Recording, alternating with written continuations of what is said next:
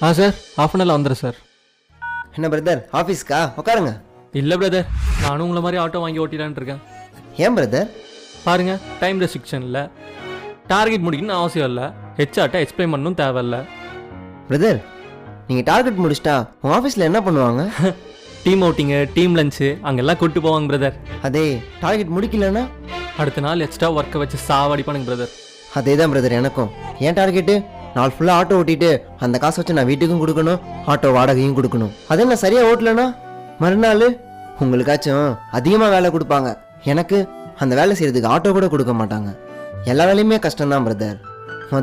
மற்றவங்க வேலையை விட தான் வேலை கஷ்டம் நினச்சிட்டு கம்பேர் பண்ணிக்கிறீங்களே, அதை நிப்பாட்டிட்டு அந்த வேலையை அடுத்த லெவல் எப்படி கொண்டு போகலான்னு வேலை செய்யுங்க.